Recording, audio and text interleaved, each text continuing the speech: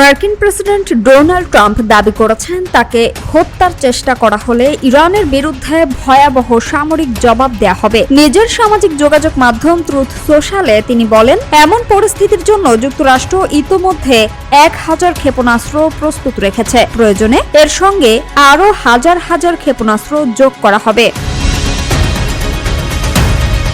ট্রাম্পের ভাষ্য, তাকে লক্ষ্য করে কোনো হামলার চেষ্টা হলে যুক্তরাষ্ট্রের সামরিক বাহিনী পূর্ণ শক্তিতে পাল্টা জবাব দেবে। তিনি আরও জানান, প্রয়োজনীয় নির্দেশনা আগে থেকেই দেয়া রয়েছে এবং মার্কিন বাহিনী যে কোনো পরিস্থিতি মোকাবিলায় প্রস্তুত রয়েছে।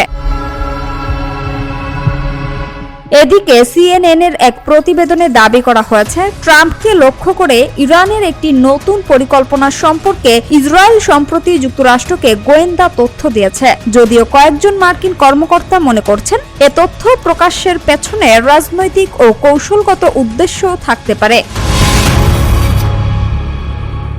উল্লেখ্য, 2020 সালে ট্রাম্পের নির্দেশে ড্রোন হামলায় ইরানের জেনারেল কাসেম সোলাইমানি নিহত হওয়ার পর থেকেই তার বিরুদ্ধে প্রতিশোধমূলক হামলার আশঙ্কার কথা বিভিন্ন সময়ে উঠে এসেছে।